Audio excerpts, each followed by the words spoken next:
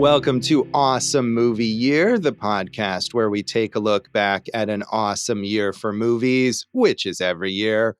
I'm Josh Bell, film critic and writer, and I'm joined by my co-host. I'm Jason Harris, filmmaker, comedian. And it's time to get grizzled. We got a bunch of murders to solve today. I'm looking forward to this impression, or I was looking forward to hearing it today. After hearing it at the end of last episode, because in this season of Awesome Movie Year, we're talking about the films of 2014, and we are here at our season finale, in which we always ask you, the listeners, a question about what movie we should talk about. In this season, we asked about 3 Liam Neeson action thrillers, thanks to Jason's wonderful impression there. The choices were nonstop, Taken 3, and this film that I'm very glad, I think we're probably all glad, won, which is A Walk Among the Tombstones, probably the least well-known of those 3 films, I would say. And I was hoping it would win, but kind of not expecting that it would. But I think maybe that shows that this movie has kind of built a following over time since it was released, more so perhaps than those others, which were popular and continue to be so. But thank you to the small but enthused number of people who voted in the Popcorn and Puzzle Pieces group. I am hoping perhaps we'll get more people to vote. We'll encourage more participation for the future polls. But we do appreciate everyone who contributes in the Popcorn and Puzzle Pieces Facebook group who voted on this poll. I had never seen this. I knew it's a Liam Neeson movie and well-reviewed. I thought by the title, A Walk Among the Tombstones, it was a Western. Me too. That would be cool. I think, I don't know, other than, isn't he in A Million Ways to Die in the West, the Seth MacFarlane Western parody? But other than that, I don't know if he's done a Western, has he? I mean, come on. Irish Homesteader. I mean, this has all the makings of got to protect my family and my land. Those cows are mine.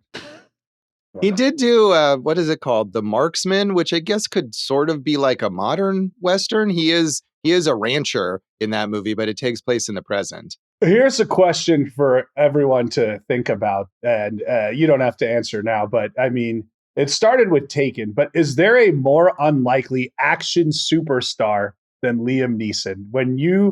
When we first got to know Liam Neeson, it was Schindler's List, Michael Collins. You would have never thought this guy would have turned into the modern day Bruce Willis. Well, I will say 2 things. One, I think Bob Odenkirk, right? That's kind of the answer that we would have right now with his whole action career that he's got going. But also, Liam Neeson had done Darkman, right? That's in the true. 90s. And I feel like he's always been so prolific. There's probably at least one thing from his early career that I'm not thinking of that might qualify there as well. I mean, Darkman, again, you know, we're in the Raimi sci-fi kind of, it's a little off kilter. Like, again, you wouldn't watch Evil Dead and think like, oh, Bruce Campbell's going to be the next big action star, right? So well, Dave would. I hear what you're saying, Josh, but I just think like, again, looking, and Odenkirk, you know, we love nobody, but like Liam Neeson is that Schwarzenegger Stallone level right now, right? Like, yeah, I wouldn't have assumed that this would be the guy to take over the action mantle and still keep going into his 70s. Right. Of course, you're absolutely right. And it was attempted, I know, with some other kind of aging serious actors. Sean Penn had his action movie, and I feel like there were a couple others around the period after Taken was a big hit, and none of those went anywhere. But yeah, of course, it was an unlikely scenario. We should say, though, that this movie is not super actiony compared to some of those other ones. But it's grizzled. It is very grizzled. That is true. It is. It's a neo-noir. It's a murder mystery. It's based on the 10th novel in the long-running series by author Lawrence Block about Matthew Scudder, the unlicensed private eye and former NYPD detective who is played here by Liam Neeson. And previously, Block's Matthew Scudder novels had been adapted into a film in 1986 starring Jeff Bridges as Matthew Scudder called 8 Million Ways to Die, not to be confused with that Seth MacFarlane movie. I have not seen that one. If you want to feel like you're a piece of crap who gets nothing done, Lawrence Block has written over 100 books, Josh. Yeah, Lawrence and has also worked in TV and film. He's 87 and still churning those books out. So we have a podcast. That we barely get done every time.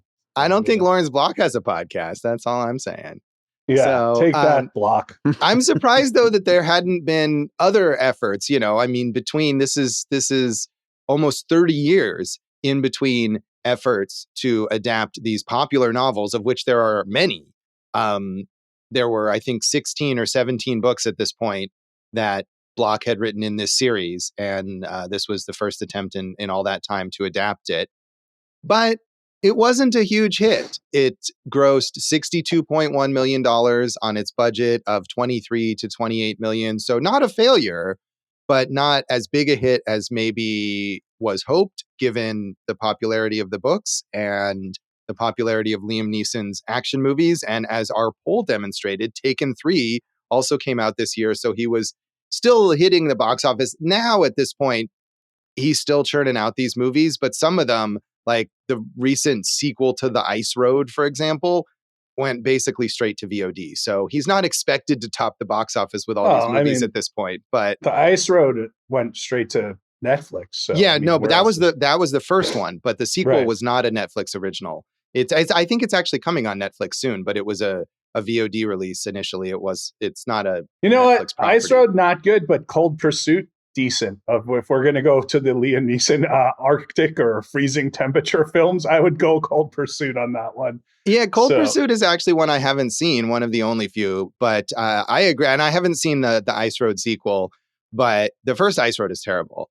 And I'm sure we'll get into more of this stuff. But all I'm saying is that I think the expectations for the result of one of these movies were higher in 2014 than they are now. And that might be one reason why this was considered a disappointment. Well, not a disappointment, Josh. You're a disappointment for saying that. I mean, financially, it's a good movie. No, it's not, because the movie was already a hit before it was ever made, because Liam Neeson is his own cottage industry. So the pre-sales into other territories already made this profitable. Right. But obviously not profitable enough to make a sequel is what I'm saying. Well, yeah, the sequel was actually going to be a prequel, more of the Scudder background. A few other interesting notes, Josh. That 8 Million Ways to Die, Jeff Bridges film, directed by Hal Ashby. That would be interesting. Yeah, certainly sounds like a different kind of approach to this character. And just to get back to what you said about why they hadn't, made other Scudder movies, this was originally set to be made in 2003. So it took 11 years. It was going to be Harrison Ford as Scudder, which would have made sense, although he thought it was too dark of a character. Joe Carnahan was going to direct. Hey, Dave, let's get it. Oh, yeah. And then after he left, it was going to be DJ Caruso, which wouldn't have been as good. As it is, it worked out for the best.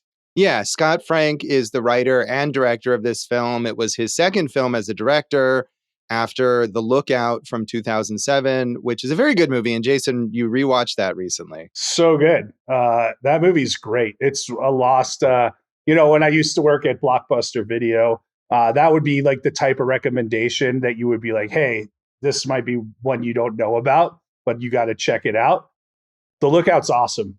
Yeah, I didn't watch it again, but I remember really liking it. I think I had it in my top 10 the year that it came out, but it took all this time. Speaking of things being in development forever, it took 7 years for Scott Frank to get another project as a director. He was a very prolific writer and continued to be, but this was, and I think he only ended up as the director because DJ Caruso dropped out. And then finally they were like, okay, you can direct this. Yeah. Which is weird because The Lookout got great reviews. I mean, Jeff Daniels is on fire in that movie. And I was thinking about The Lookout. I know this isn't what we're covering today, but that's right. Joseph Gordon-Levitt, what a streak he was on around that point in time. It's interesting to see like where his career has gone, because he was like the guy. You would have thought he was going to ascend to DiCaprio, all those Inception guys. You thought they were all going to be leads in big time movies for the rest of their careers. And I like Joseph Gordon-Levitt, but his career has not gone in that same direction as DiCaprio or Tom Hardy. True. I mean, he made some kind of quirkier choices, it seems like. But that was definitely a part of his big breakout when he made a transition from child actor to adult actor. And I think that was a big part of it. And Brick. he's right. Brick is another, although he Yeah. was playing a teenager there. So this is where he got to play an adult role. Probably not for the first time, but one of the first times that got all that attention. So that is a very good movie. This is also a good movie. I um, agree, Josh. I agree. This is a good movie. Although, I mean, we're talking about how good it is, and it is. And especially, I think, in contrast, for example, to those other two movies in our poll, other Liam Neeson action movies of the time. But it got kind of a mixed response. Again, it didn't do huge box office numbers. It got a B minus cinema score from the audience polling service, which is not the best. Well, they And thought it was a Western, so they didn't know. Yes. Yeah. maybe so. People don't go see Westerns in the theater anyway. So maybe that was a pleasant surprise for some people. It also has a 68% on Rotten Tomatoes. So critics were mixed on it. Although, as often happens with Rotten Tomatoes, even the mixed reviews are, feature plenty of positives, even if they're labeled rotten on Rotten Tomatoes, but not as highly acclaimed per se as it could have been, and maybe as it should have been. So Manohla Dargis in the New York Times said, "Nasty, brutal, and unforgiving, A Walk Among the Tombstones is one of those rare contemporary cinematic offerings. Intelligent pulp. It's a story of good and evil in which men are as tough as nails and women little more than meat. The nail image is a metaphor, the meat less so. True to its title, Tombstones is grim and foreboding. Somewhat unusually for this type of genre movie, it's also fairly quiet. However attractively shot, with its moody palette and scrupulous framing, A Walk Among the Tombstones can be tough to watch, particularly in its fleeting images of tortured women. Mr. Frank doesn't shy away from the story's horrors, and you may never want to visit a butcher shop again." Yeah, so I mean, I think of the movies we've covered, one from this year, A Most Violent Year, is a good comparison in tone. And then Bad Lieutenant, that bleakness where nothing ever gets better for anyone, which I like. I like when they double down and just like make sure everyone's having the shittiest time possible. Do understand that the graphic nature of what these murderers do to their victims is hard to watch. Yeah, I mean, and it does. I don't think it revels in that torture, but you do notice that there are essentially no female characters in this film. I don't know that there are any women who speak in this movie. Um, and the opening shots are these kind of abstracted images of one of the victims of these serial killers that Scudder is tracking that at first almost look like erotic or sensual and then are revealed to be her being under torture. And at that moment I was like, oh, is this kind of like more distasteful than I remember? And I don't think it is, but it's hard not to notice something like that. And that all I think comes from the source material. The book was written in 1992, and that was maybe less on the minds of mystery writers at the time, or male mystery writers, Well, but it is something to think about. I'm going to jump in there because there was a whole subplot with Neeson and I think a former cop that was a female cop. And they had to take that out because it just didn't work for the overall tone. And then there was also a subplot with his kid, which I think was a son, not a daughter. But either way, there were other characters, including a large female presence that was taken out for the pacing of the film. Right. Part of that is Scott Frank, when he made the movie, showed it to Steven Soderbergh, and he's like, "Why isn't this working?" He's like, "Because you edited it in a way that you didn't shoot it." And they kind of spent 3 weeks together re-editing it. And it's always a good idea if you can get Steven Soderbergh to edit your movie with you, Josh. Yeah, I mean, and that part couldn't possibly have been that big if it was that easy to cut out. That's Ruth Wilson, who plays Liam Neeson's former colleague. And they did also cut, before the movie was even made, in the book, Matthew Scudder has a girlfriend who has been like a recurring character in the books leading up to that point, and they don't even include her at all. So I didn't mind that. Did you? Did you need a love interest for this guy? No. And it's not to say that I needed that character or that if the Ruth Wilson character, I trust that there was a good reason to cut those scenes. In fact, I feel like they could have cut more characters. We really should have cut TJ, the fucking teen sidekick who I hated.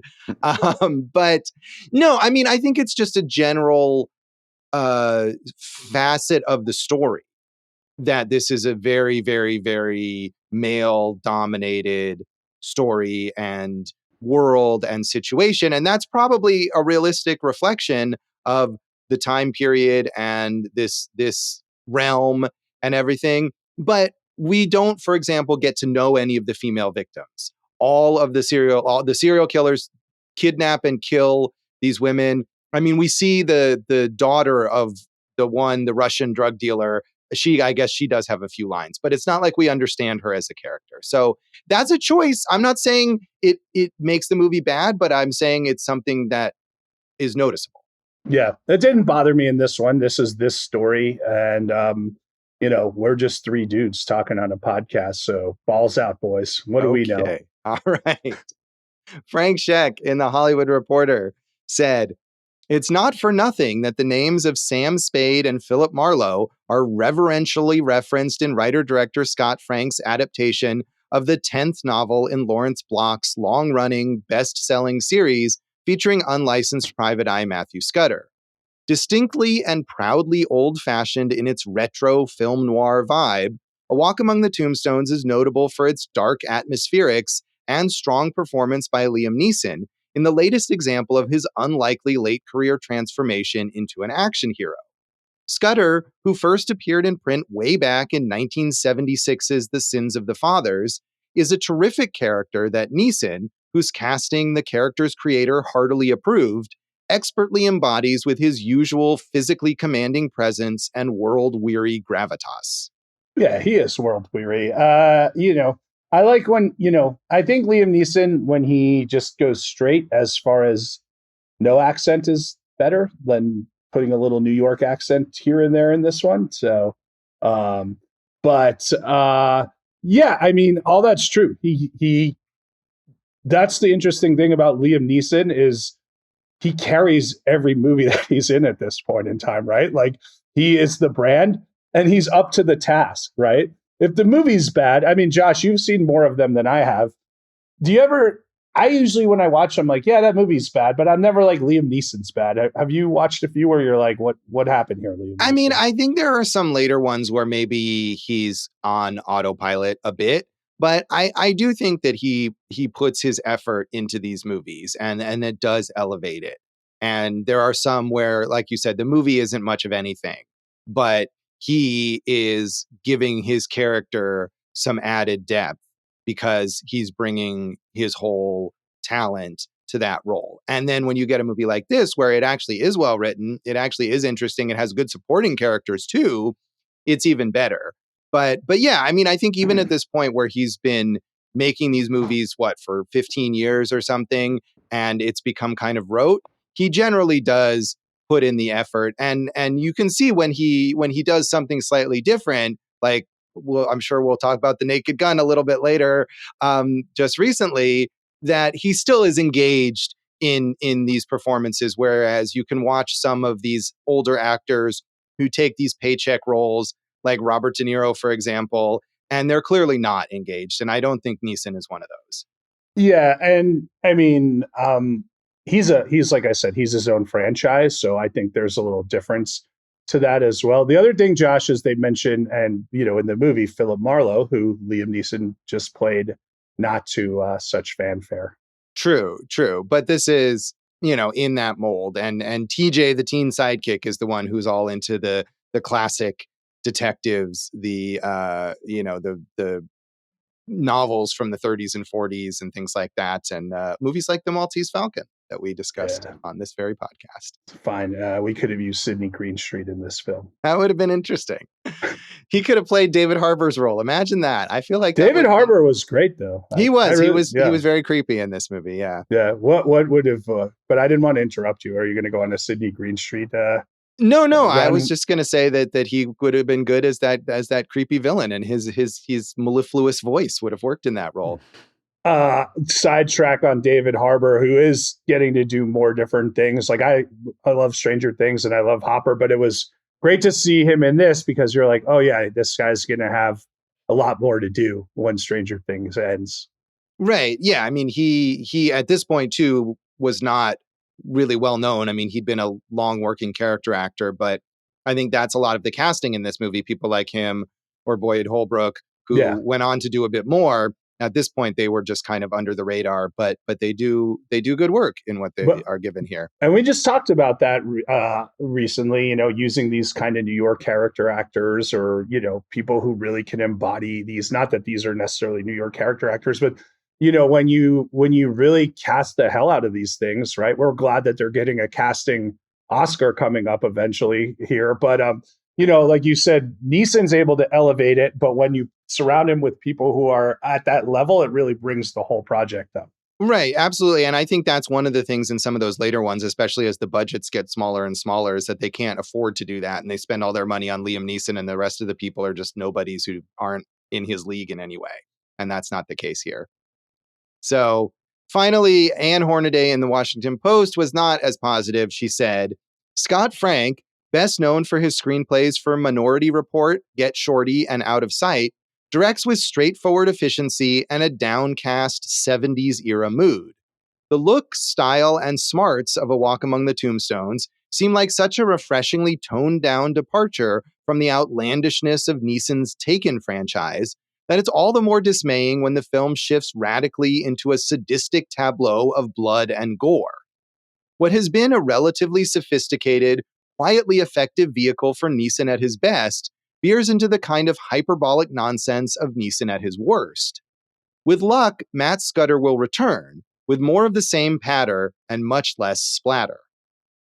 We just talked about this on Edge of Tomorrow, and this is not in that same league, but I did feel like the last 15 minutes here couldn't sustain what it had built up to. And a lot of that is the more gory stuff, which didn't bother me. It's just the story beats around it that got you there. I just felt like it kind of fell off at the end.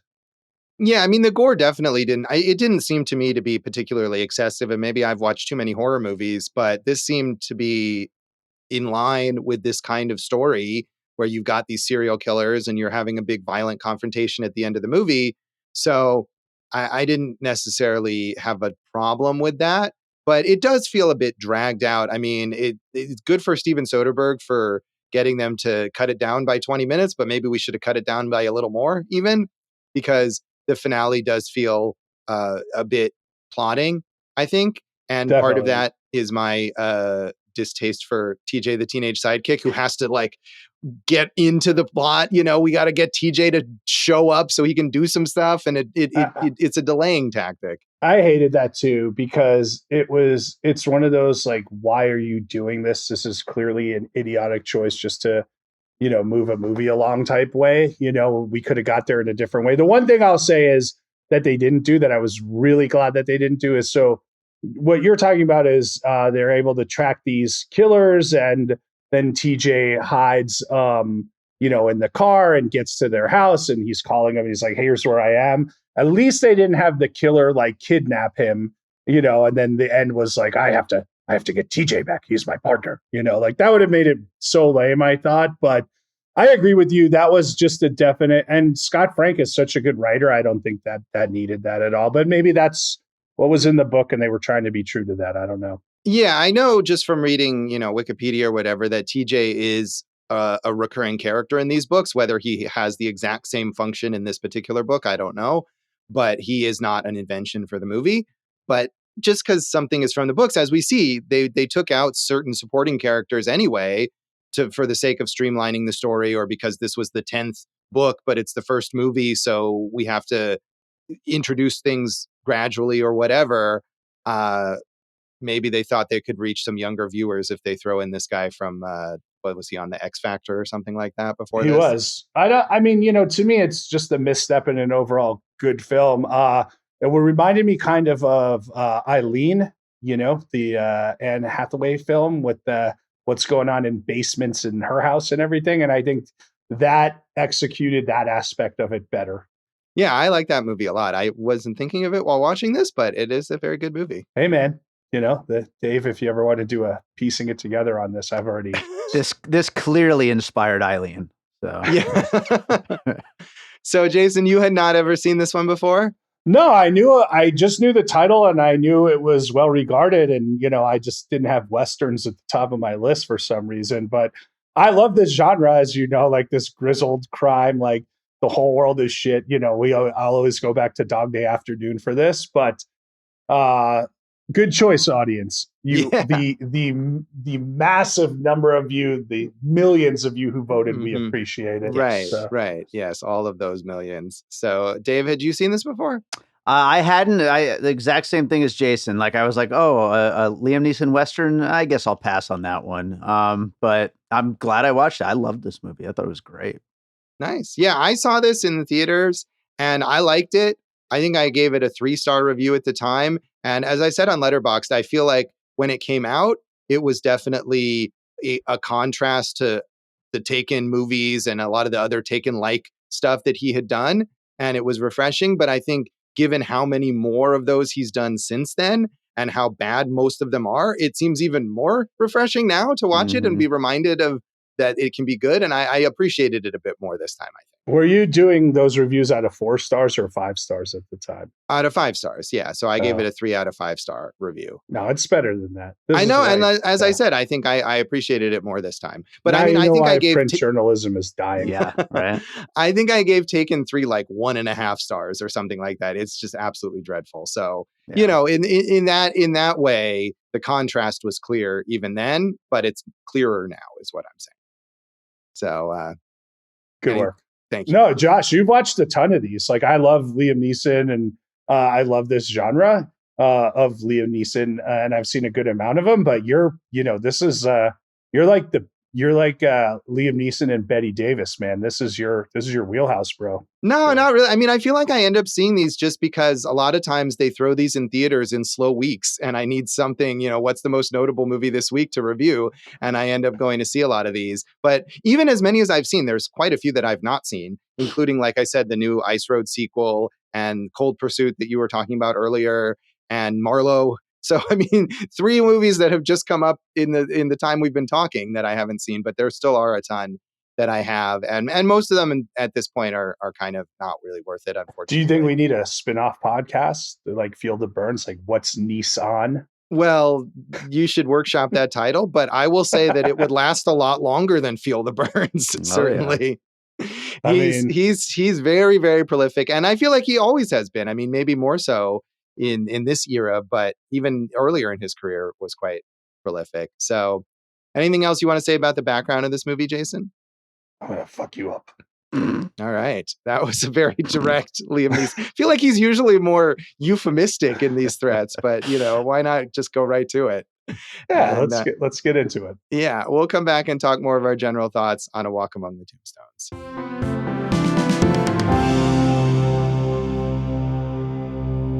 Welcome back to Awesome Movie Year. In this episode of our season on the films of 2014, we are talking about our audience choice poll winner, A Walk Among the Tombstones, starring Liam Neeson. And I think as we're talking all about these Liam Neeson action movies, and you mentioned this a bit, Jason, but I feel like he has almost become underrated as an actor because he's in so many of these B movies that people now just dismiss, and not without reason. But I think here you can see he brings depth to this role. There is something more to this guy than just like, I'm a badass. And he's quite good in this movie. Yeah, I mean, maybe he came on our radar like for Schindler's List, which was one of his first big roles, at least for, most people. And that was his only Oscar nomination for Best Actor. But you could have seen a different career path and he could have ended up with 3 or 4. He could have been a Ray Fiennes type, another Schindler's List actor there. But yeah, he definitely elevates it. And that's, of all those action stars, when you think of like Bruce Willis in Die Hard, usually the best ones have like those performances that have those layers to it, you know? So he carries all of these movies, which is a lot, you know?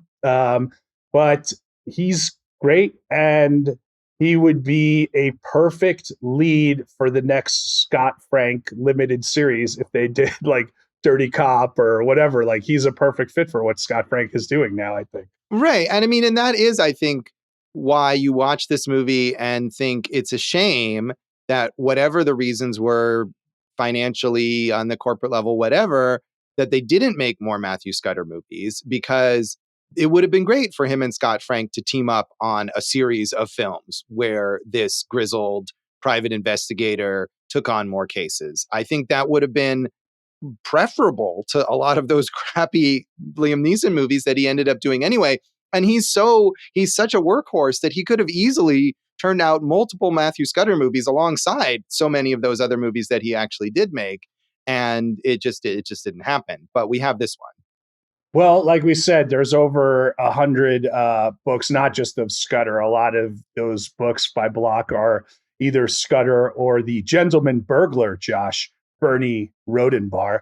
And I think Liam Neeson, either as Scudder or Rodenbar, would be a great limited series for a Netflix. You know, we know Scott Frank does. He's the king of these right now. Department Q, and you've watched Godless, and there's the Queen's Gambit. So this seems like maybe with the film industry where it is, the move would be to make Scudder like he made Bosch or something like that. Right. And I'm surprised that hasn't come up because, as you said, I mean, Lawrence Block is very famous. He's very prolific, and these books are bestsellers.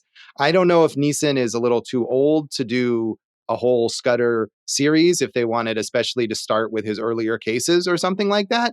Maybe we could do a dual role where Neeson plays old Scudder, and we have, I mean, geez, you could cast Boyd Holbrook as young Scudder, probably. That might You wouldn't work. want to reach to like an Irish actor, like Domhnall Gleeson or something like that? Yeah, or... maybe. But I feel like, you know, you were talking about Neeson's accent and saying that, like, oh, it's good when he doesn't try to do an accent. And the thing about Neeson is that his whole way of speaking has evolved to the point where I can't ever tell if he's trying to do an accent or not, because he doesn't really sound Irish, but he doesn't really sound American. He just sounds Neeson.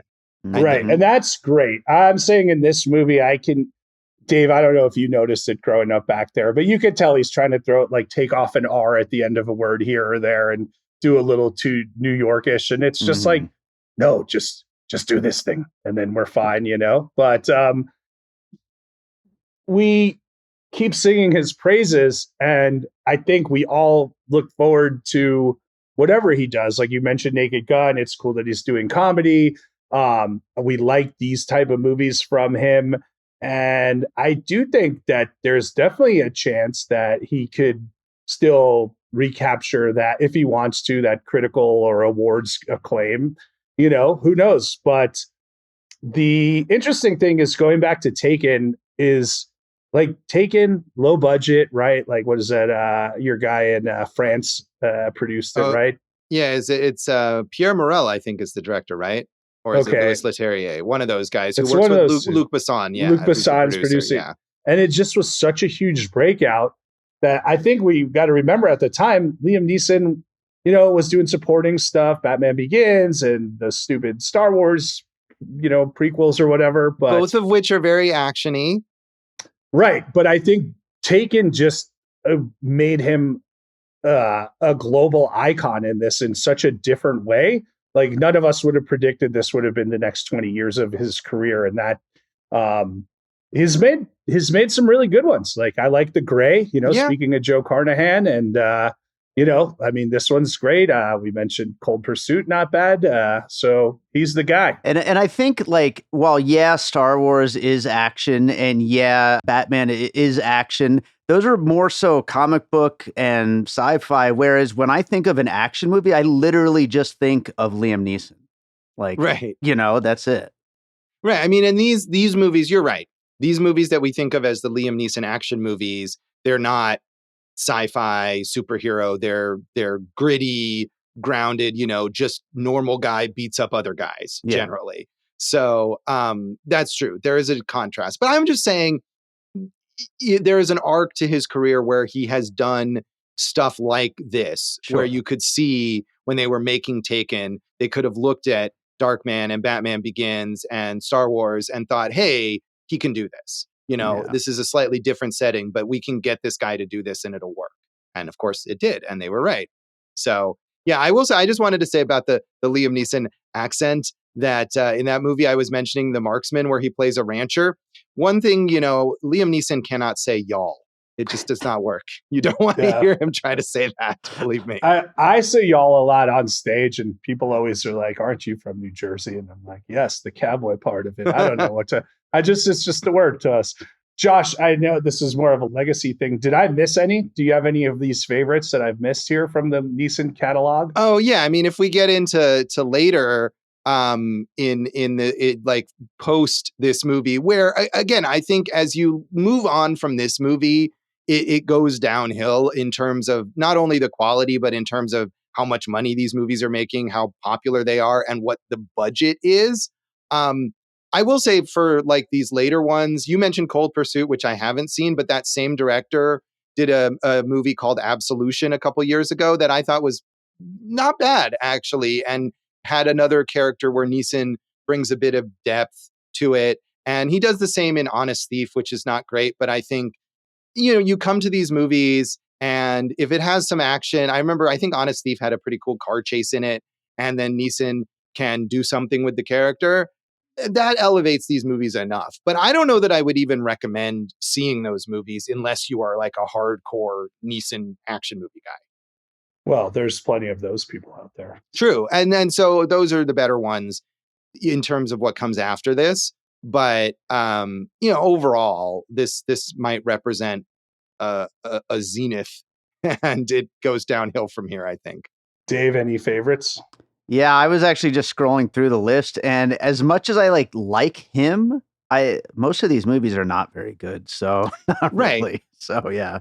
And that's true. And so, I mean, I think, again, that's why this movie stands out more, especially if you look at the long list of the ones he did after this and realize how many bad movies there are on that list.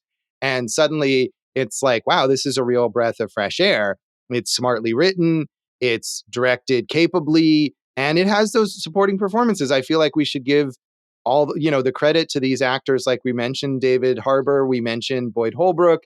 We haven't talked about Dan Stevens, who plays the drug dealer who hires Matthew Scudder to find out who killed his wife.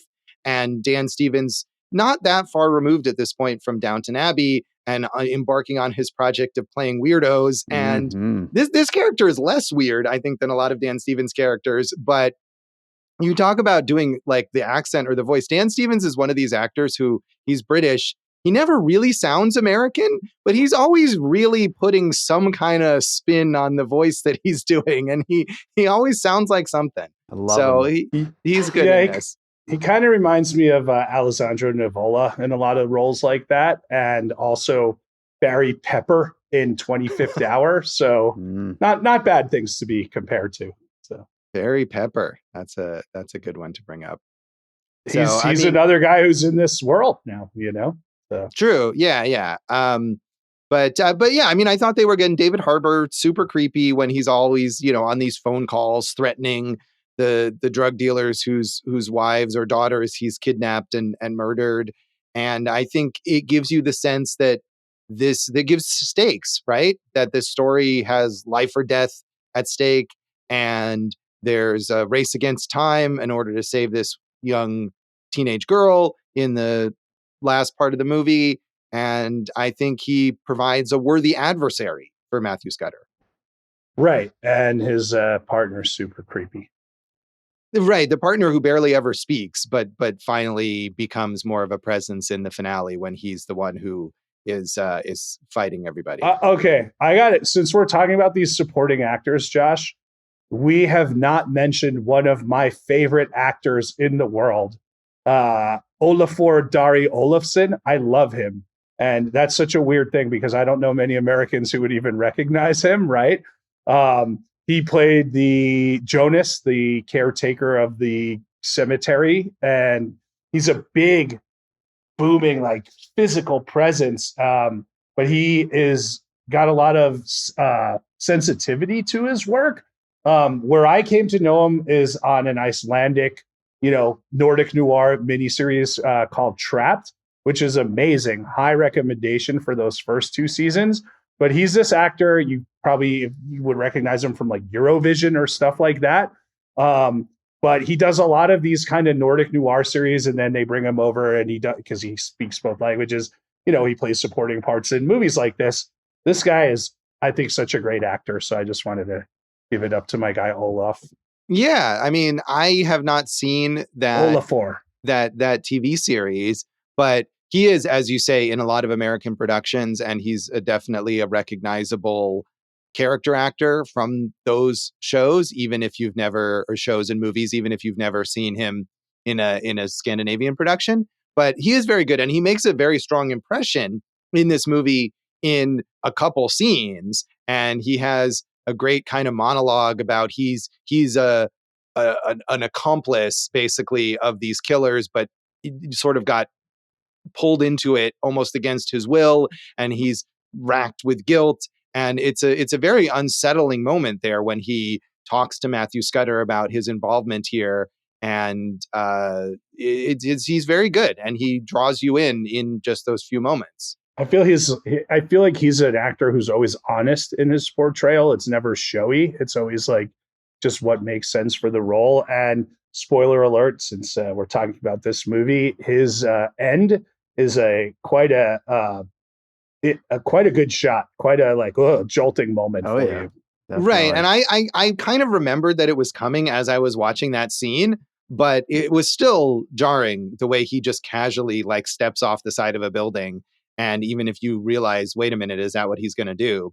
So yeah, I thought he was going to do that. I mean, when he's like, can I just feed my birds first? It's always when someone commits suicide in a movie and someone else is with them, it's always, can I just do blank first? It's like, sure, do blank first. Right. And then it's like, I'm going to just kill myself. I was trying so hard to figure out where I knew him from, and I just finally found it. It's the Maria Bamford show, Lady Dynamite.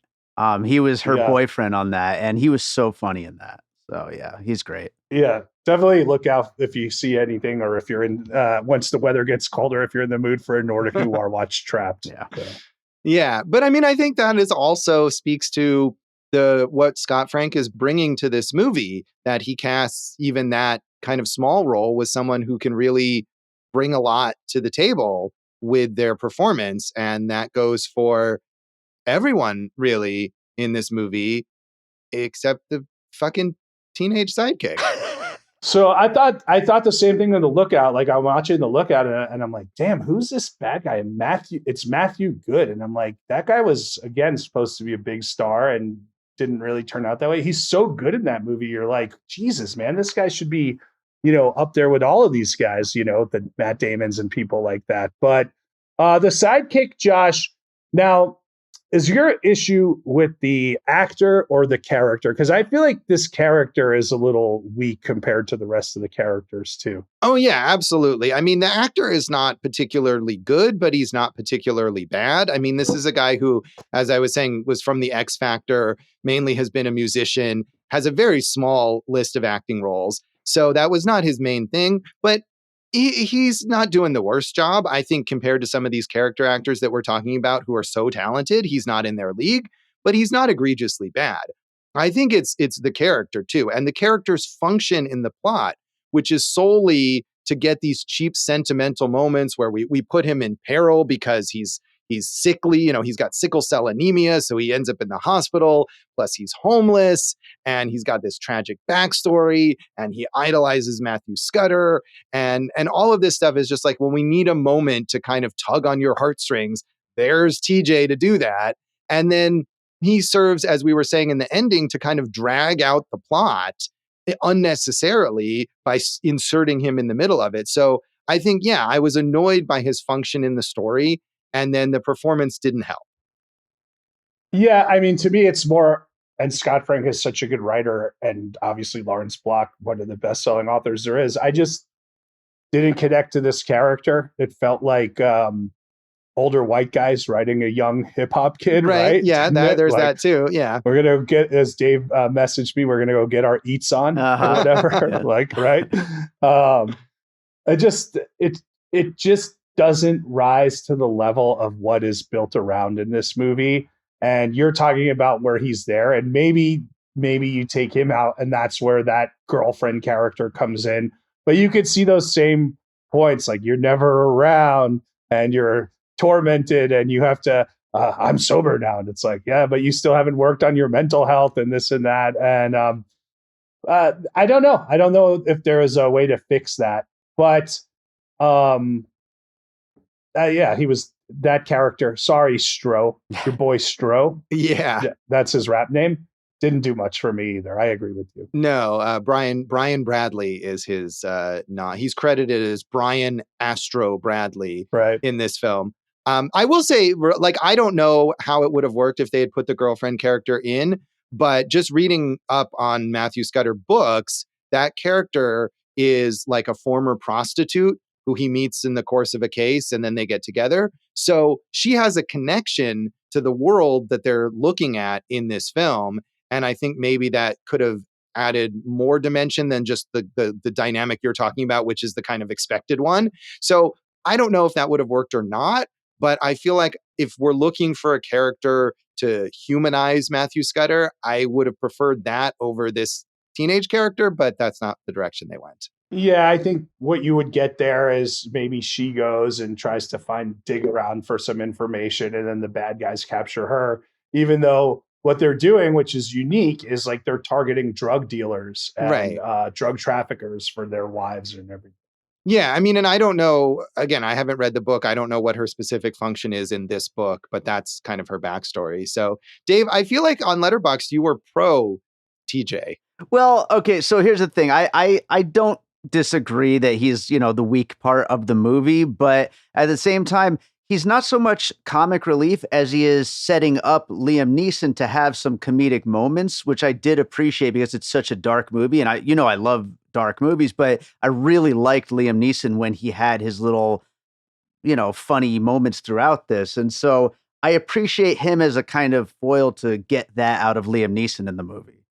Yeah, I mean, I feel like we could have gotten that. He talks to other people, and when he interrogates Mark Consuelos as the another one of these drug traffickers whose girlfriend or wife or whatever was taken, he has some sarcastic quips there that he delivers to that guy because he's such a dope.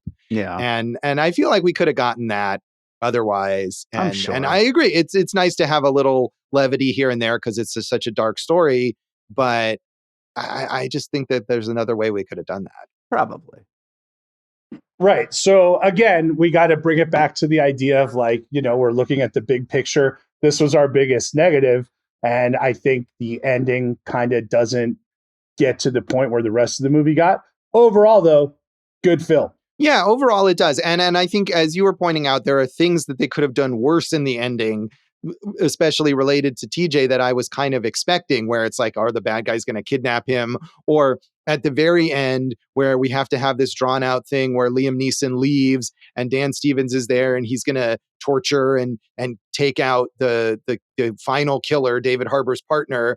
And then, of course, the killer gets free and he kills Dan Stevens, and Liam Neeson comes back in and is caught off guard. And I thought, oh God, is fucking TJ going to come in and save the day? And that doesn't happen. And so that's good. But yeah, it's still a bit dry there at the end. Let's quickly talk again. New York movie, very urban, some real nice settings. The opening is this kind of drunk off-duty cop, Scudder, in this shitty bar that gets robbed, and he's chasing these robbers and shooting them. And right away, I'm like, yes, I'm in on this thing, Yeah. right? Yeah. And we mentioned Olafur, who is the caretaker of the cemetery. That's a really, really good setting that adds to the mood of the whole thing, and really they explain why it's so central to the story. I thought that was well done. Yeah. I mean, and you look at the title, right? And you guys were confused, and maybe that was one of the reasons why it didn't make as much money. But you wonder, where does that come from? And then you get to the cemetery and how it ties into the whole history of what these killers have been doing. And it's definitely a good setting, but they don't overuse it, right? We have Scudder go there to interrogate Olafur, and then we come back to it for this big confrontation in the climax. But It's not like we're spending all the time in the cemetery and they turn it into like a horror movie or something like that. So I thought it was a good judicious use of it. And we just talked in our John Wick episode about those New York settings and how that adds to a movie like this where it feels authentic. And I mean, I know Jason, as someone who actually comes from this area, you probably notice this more than we would. But it definitely felt like that, especially because there's so many of those later Liam Neeson movies where they're like, we are in American City, and they shot it in, Bulgaria or something, and it feels completely fake. And that's a good point, because I mean, I think also with these, right, like you're getting New York they're back on track now, but they screwed themselves the same way we in Las Vegas constantly screw ourselves in the film industry, thinking like, hey, we're New York, we don't need to do the tax breaks. And then everyone's like, oh, we'll just go to Montreal and cheat it as New York. Or like you said, we're in Poland and now it's just any American city, right? Whereas like if you just give them the tax breaks, people want to shoot there. So just do that. And it creates an industry. And stop fucking up the film industry here in Nevada, guys. Like, stop it. This is a whole topic that Jason and I have had long discussions about that we will not get into now. But I mean, I will say, again, we talked about this in John Wick, that whatever the like tax credit situation was or wasn't at this time, these productions often have to make the choice to spend a bit more money because the authenticity is important to them. Right. And it shows. It showed in John Wick and it shows here. Exactly.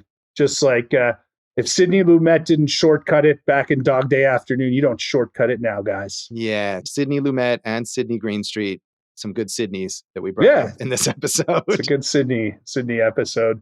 Should we rate this, Josh, out of 5 Sydneys? No, I'm just kidding. No Sydneys in this movie. 5 TJs? Oh, man, no, I don't want 5 TJs. I don't even want 1 TJ.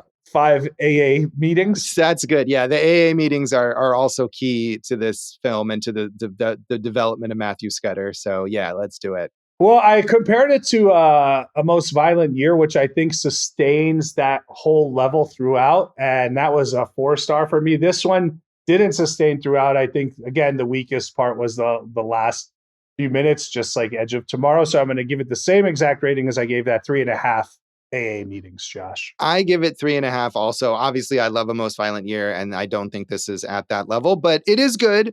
And it is, I think, as I said, I appreciated it more than the first time I saw it. So 3.5 AA meetings for me, which is enough to get sober, probably. Dave, how do you rate this? I think 3.5 is a good rating, but I'm going to 4 because it is above most, if not all, of these other action Liam Neeson movies. Yeah, I agree. I mean, if I had to rank them all, and I haven't seen every single one, this would probably be near the top, if not at the top. Yeah. So, I mean, this feels like an article you would do. Yeah, I'm sure that it's been done. I believe. So we'll come back and talk about the legacy of A Walk Among the Tombstones.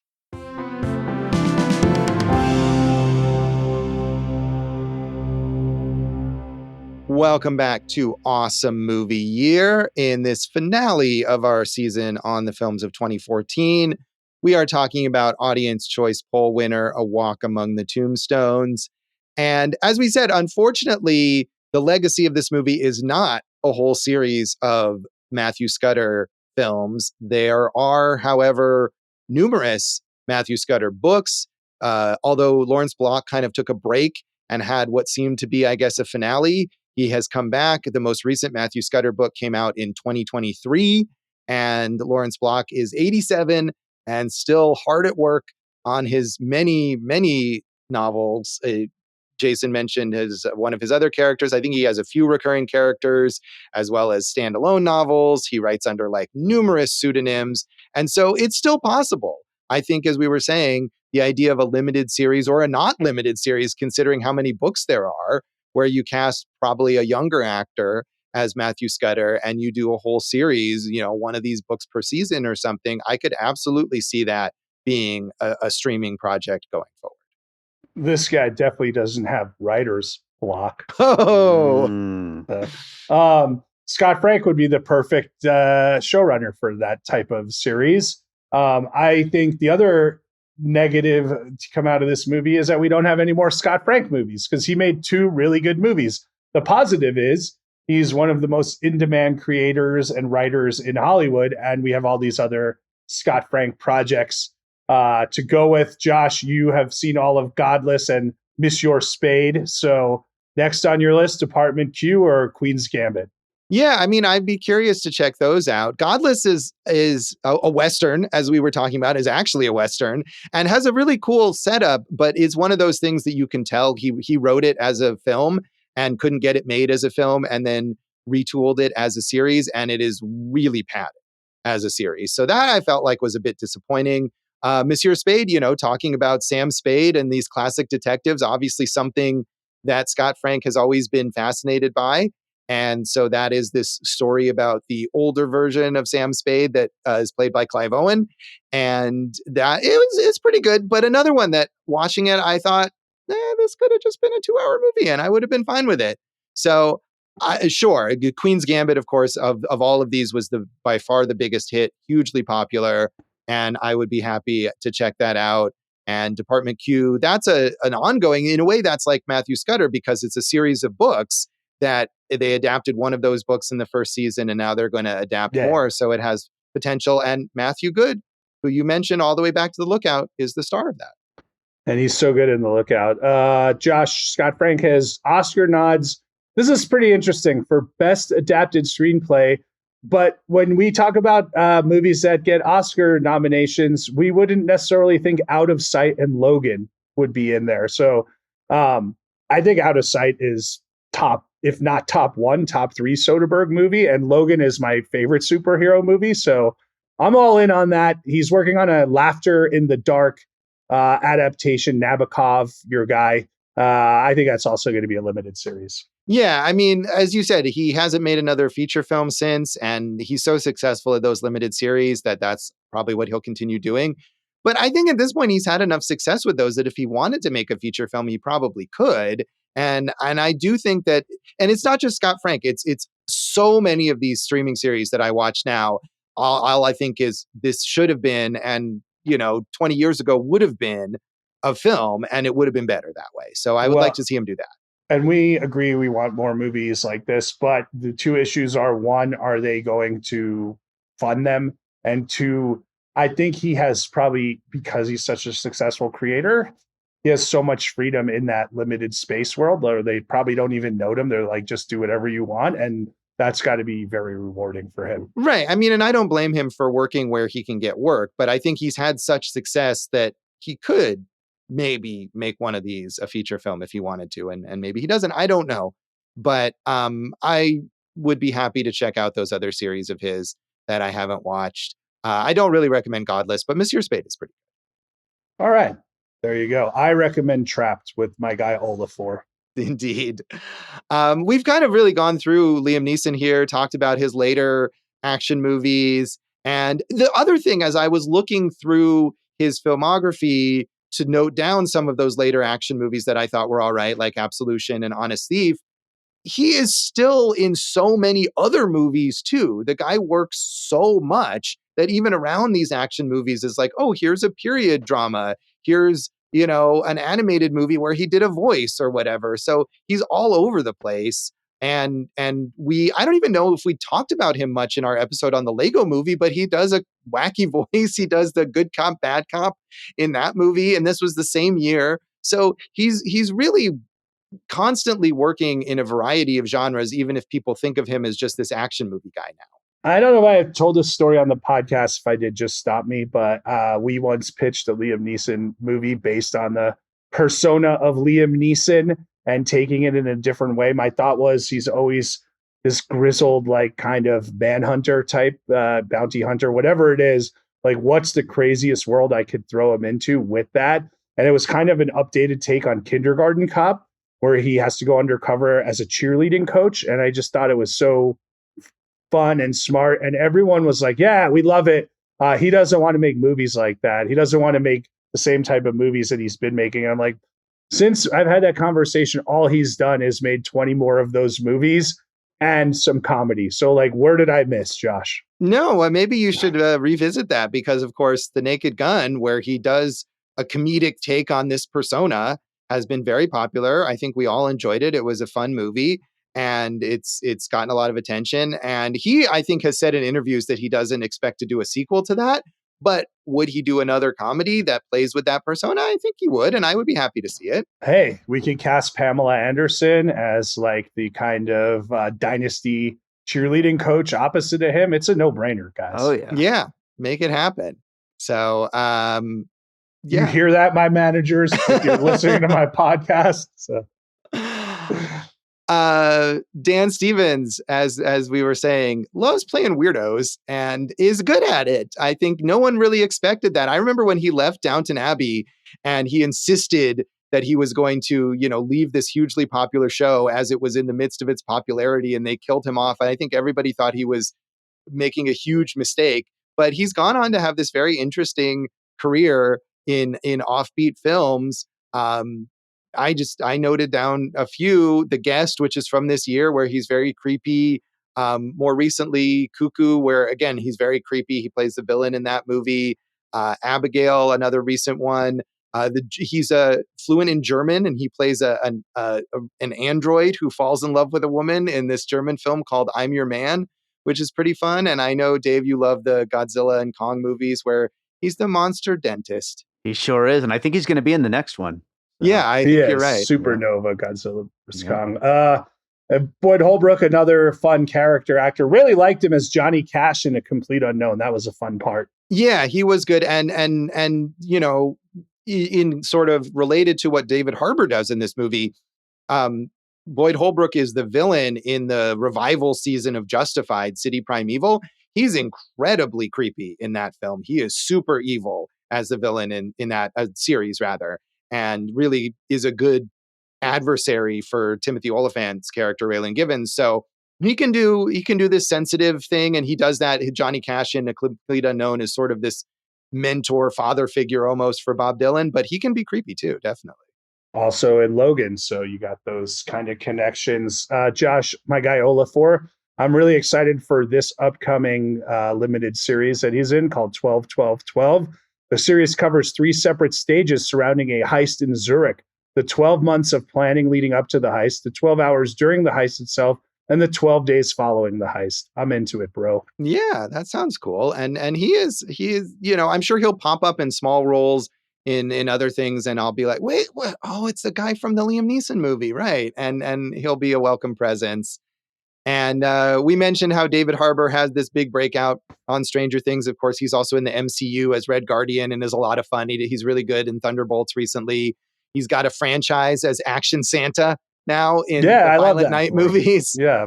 So good for him for having this kind of breakout late in his career, in a way like Liam Neeson in a way. Deserve it. And I'm interested to see once he kind of establishes franchise Harbor, the more interesting choices he'll make outside of franchise Harbor. Yeah, hopefully so. I mean, he does some fun, weird stuff as well. I mean, he's definitely the weirdo there in Thunderbolts, which is a movie about a bunch of misfits. But even among those characters, he stands out playing this drunken Russian guy. So I enjoyed that about him. Josh, did you enjoy your boy Stro in Earth to Echo? I've actually seen Earth to Echo. It's not good. Stro not having much of a career at this point. He dropped the A off of his hip hop name, but he hasn't really released any music in a number of years, nor has he had any acting credits in the last 5 years. So Stro, I hope you're doing okay. I don't really need to see you in anything anymore, though. I want to just say the murdered DEA agent, Marie Godskind, was played by Marielle Heller, one of our favorite directors, although she's kind of, last 2 movies not as great, but Diary of a Teenage Girl and Can You Ever Forgive Me? Let's get back to that level, Marielle. Yeah, those are great. And I think she started as kind of a character actor in small parts like this before becoming a filmmaker. And I don't even know if that character, again, if she even had any lines in those flashbacks that showed her. But isn't she married to Akiva, who directed Naked Gun? I'm not sure. She is married to another filmmaker, but I think maybe it's not him. So I can look that up. It better be him. It is Jorma Taccone. So you were close. Let's go. Yeah, Lonely Island did it up. So yeah, she's just going to do a whole Lonely Island threesome or something going on there. I don't know. Well, That's a that's one spicy way. ending. Did you have anything else to say about the legacy of this What movie? else could I say after that, Josh? I'm good to go. So that is A Walk Among the Tombstones, and that's this episode and this season of Awesome Movie Year. You can check us out online and on social media. AwesomeMovieYear.com, Awesome Movie Year on FB and IG. I'm Jason Harris, comedy on all those things. Go for Jason, your favorite Letterboxd account. You can find some old things from me at joshbellhateseverything.com. I am at Josh Bell Hates Everything on Facebook, at Signal Bleed on Blue Sky, and on Letterboxd. And if you're on Letterboxd and you watch this movie or any of the movies that we talk about on the show, tag your review Awesome Movie Year. We would love to know what you think. And check out our producer David Rosen's awesome podcast, Piecing It Together. Check out Piecing It Together wherever you listen to podcasts. Follow us on social media at Piecing Pod and join the Facebook group Popcorn and Puzzle Pieces so you could be one of the millions of people who vote in our audience choice polls. Yes, we appreciate all the feedback that we get there on the polls, as well as just the general thoughts from people about the movies that they like from our various years that we cover. And speaking of that, Jason, what's in our next episode? Josh, we're going to do an epilogue on the movies we didn't cover instead of the movies we did cover. So tune in next time for our 2014 season epilogue. And thanks for listening to Awesome Movie Year. Thank you for listening to Awesome Movie Year. Make sure to follow Awesome Movie Year on Facebook, at Awesome Movie Pod on Twitter, and at Awesome Movie Year on Instagram. And if you like the show, review us and rate us with 5 stars on Apple Podcasts.